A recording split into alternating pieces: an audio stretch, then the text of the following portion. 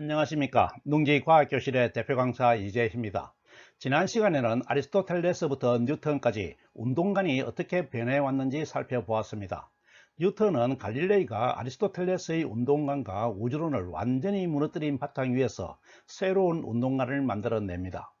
뉴턴 이전의 자연 철학자들은 자신들이 이해한 자연현상을 문자로 표현하였습니다.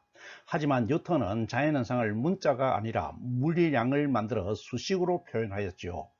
오늘은 뉴턴이 수식으로 표현한 새로운 운동관, 뉴턴의 운동 법칙에 대해 알아보는 시간을 갖도록 하겠습니다. 오늘 동영상의 내용입니다. 뉴턴의 운동관을 먼저 알아보고 뉴턴의 운동 법칙의 내용을 살펴본 다음에 운동 제2법칙, 가속도 법칙이라고 그러죠. 운동 제2법칙을 먼저 살펴보고 운동식이 나타내는 현상을 세부적으로 분석해 보겠습니다. 그런 다음 운동 제1법칙과 운동 제3법칙을 분석하고 마무리하겠습니다. 지난 시간에 살펴본 뉴턴의 운동관입니다. 물체가 힘을 받으면 생기는 속도의 변화는 작용하는 힘에 비례하고 물체가 내부에 가지고 있는 물질의 양에 반비례한다. 두 개의 물체 사이에는 힘이 작용하고 작용하는 힘의 크기는 두 물체가 내부에 가지고 있는 물질의 양의 곱에 비례하고 두 물체가 떨어져 있는 거리의 제곱에 반비례한다. 자연의 원리는 하나이므로 이 두 법칙은 모든 현상에 성립한다. 뉴턴은 이 같은 운동관 위에서 세 가지의 운동 법칙과 만류-인류 법칙을 만들어냅니다.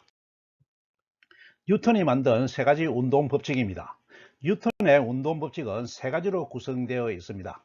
제1법칙은 관성의 법칙이라고 하고, 제2법칙은 가속도의 법칙이라고 하고, 제3법칙은 작용 반작용의 법칙이라고도 하는데, 농지과학교실은 힘이 작용하는 원리를 설명하는 법칙이어서 힘의 법칙이라고 하겠습니다. 이 법칙은 경험과 논리적 탐구를 거쳐 뉴턴이 수식으로 만든 것으로 귀납적으로 올바른 것으로 증명된 귀납 지식입니다. 귀납 지식에 대해서는 권장 강의를 참고하세요. 먼저 가속도의 법칙부터 살펴보겠습니다. 지난 시간에 살펴본 뉴턴의 운동관 중에서 속도의 변화에 관한 내용입니다. 뉴턴이 세운 새로운 운동관은 물체에 힘이 작용하면 물체의 속도가 변하여서 운동 상태가 바뀐다는 것이었죠.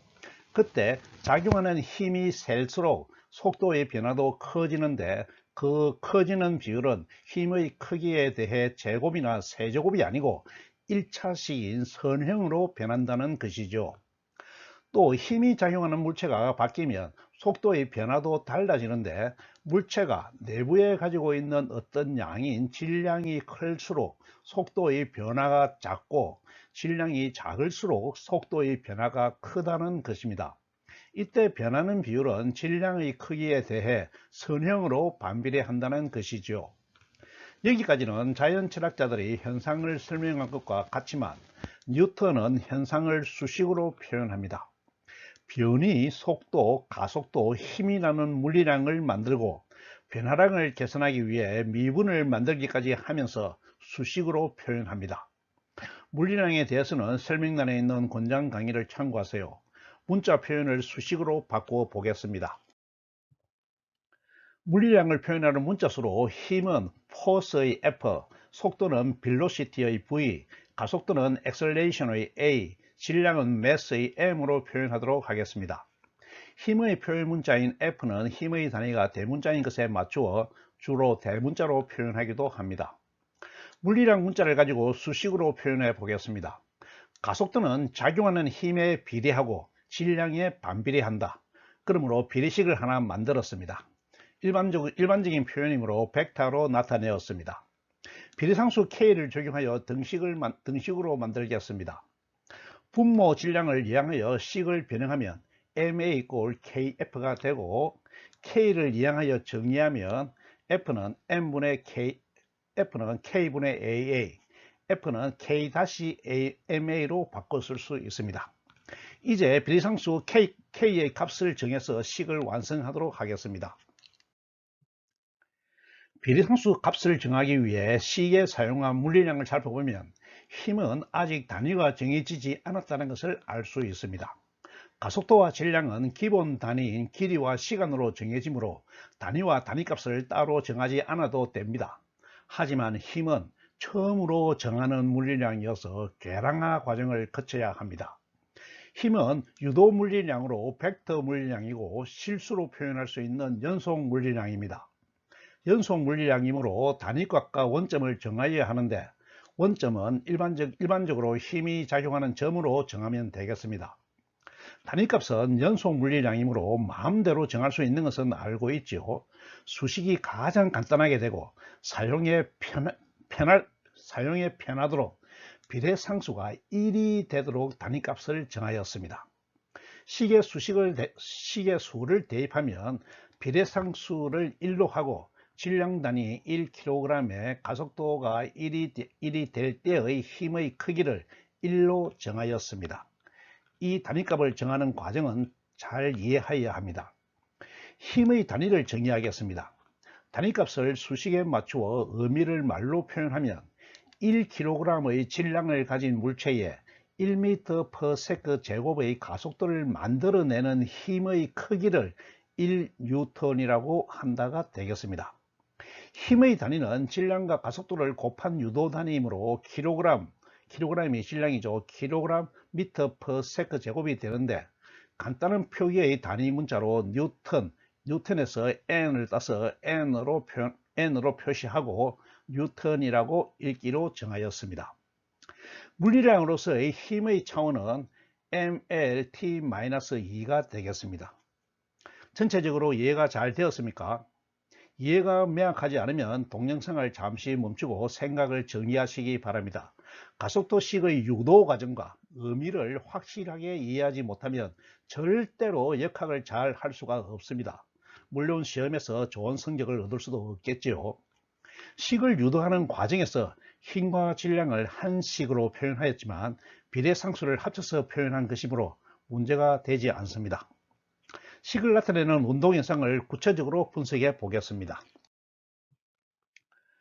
먼저 작용하는 힘의 크기가 일정한 경우에 대해 살펴보겠습니다.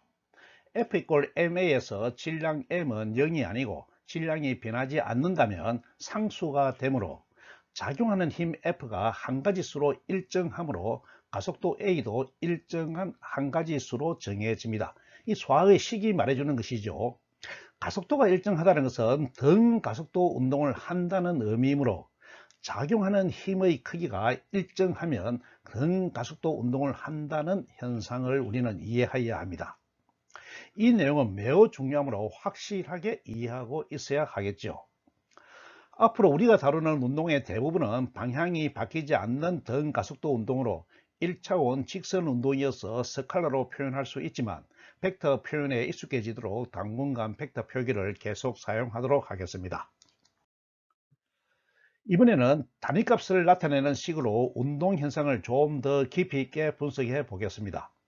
1kg의 물체에 1N의 힘이 일정하게 작용하면 1m/s 제곱의 가속도가 생긴다. 이 식이 나타내는 현상이 어떻다는 것인지 감이 잡히고 이해가 바로 되나요? 가속도가 1m/s 제곱이라는 것의 의미는 1초 동안에 1m/s의 속도 변화가 일어난다는 의미인데, 현상이 어떻게 일어나는지 이해가 됩니까? 1초 동안이라는 기간에 핵심 의미가 있습니다. 결론부터 말씀드리겠습니다. 현상을 단순하게 만들기 위해 힘은 1초 동안 1N의 일정한 크기로 작용하도록 하겠습니다.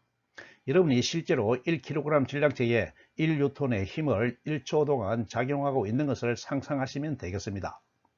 가속도가 1m/s 제곱이 되어 힘의 작용이 끝나는 1초 후에 질량이 1kg의 물체의 속도가 1m/s만큼 변한 것을 확인할 수 있다는 것이죠.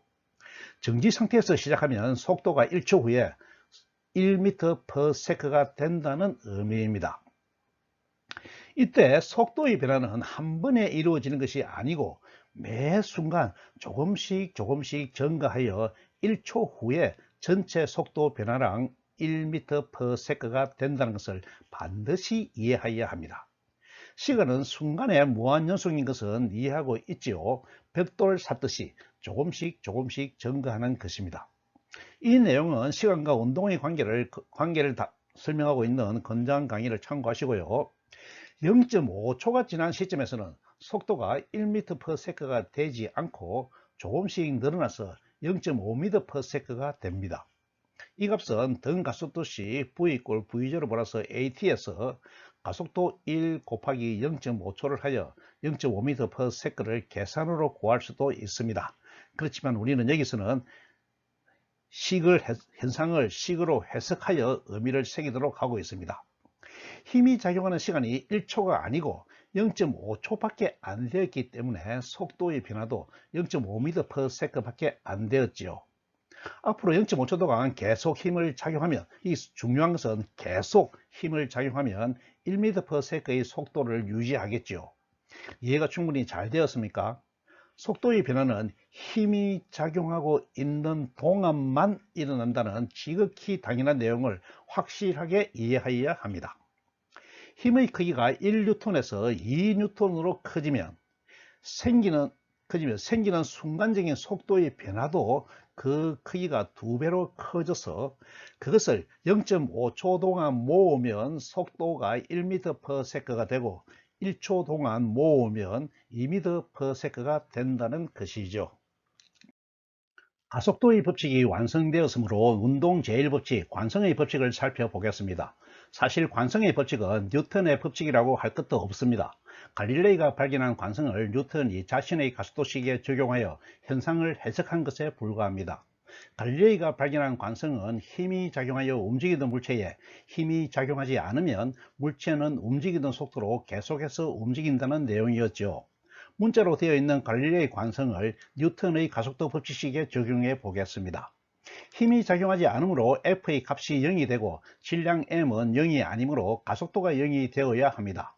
의미를 해석하면 힘이 작용하지 않으면 가속도는 0이 되므로 속도의 변화가 0이므로 속도 V로 움직이고 있는 물체는 계속해서 같은 속도로 움직이고 정지해 있는 물체는 계속 정지해 있다는 의미입니다. 이해가 잘 되었죠? 제3 운동법칙, 힘의 법칙을 살펴보겠습니다. 제3법칙은 수식이 없이 문자로 설명만 하지만 우리는 필요한 경우에 문자 내용을 수식으로 표현할 수 있습니다. 힘이 작용하는 현상은 하나의 개에서 일어나지 못하고 반드시 두 개의 개 사이에서 일어난다는 것을 이해해야 합니다. 힘을 주는 개가 있고 힘을 받는 개가 있지요. 힘을 주는 개를 주체라고 하면 힘을 받는 개는 객체가 되겠습니다. 뉴턴의 힘의 법칙은 주체가 객체에 힘을 작용하면 객체는 가속도의 법칙에 따라 속도가 변하지만 객체는 힘을 받는 과정에서 주체에 똑같은 크기의 힘을 작용한다는 것입니다. 힘은 벡터 물리량이므로 주체가 작용하는 힘의 방향과 객체가 주체에 작용하는 힘의 방향은 반대 방향이 되지요. 두 힘은 크기가 같고 방향이 반대인 음벡터의 관계에 있습니다. 힘이 이런 방식으로 상호간에 작용한다는 의미를 반영하여 작용-반작용 법칙이라고도 하지요. 작용하는 힘이 먼저 있고 작용하는 힘에 대해 대응하여서 반작용하는 힘이 생긴다는 것도 이해하도록 합시다. 힘을 받는 객체가 순순히 힘을 받지 않고 강력하게 저항하는 이유는 나름대로 설명할 수가 있는데 그것은 강의가 좀 더 진행된 후에 적당한 주제를 강의할 때 설명하도록 하겠습니다. 여기서는 그냥 이해하고 지나가도록 합시다. 앞으로 힘을 이야기할 때는 학교에서 배운 힘의 3요소 외에 힘의 주체와 객체를 추가하여 힘의 5요소를 반드시 고려해야 합니다. 힘의 5요소를 그림으로 보겠습니다. 힘의 5요소는 힘의 3요소인 힘의 작용점, 힘의 크기, 힘의 방향에 힘이 작용하는 주체와 힘을 받는 객체를 더하여 5가지로 구성합니다. 사람이 자동차에 힘을 주는 경우 벡터 물리량인 힘을 화살표 벡터로 표시하면 작용점은 벡터의 시점이 되고 크기는 화살표의 길이, 방향은 화살표의 방향이 됩니다. 작용으로 힘을 주는 주체는 사람이고 힘을 받는 객체는 자동차이며 반작용으로 힘을 주는 객체는 자동차가 되고 힘을 받는 객체는 사람이 됩니다.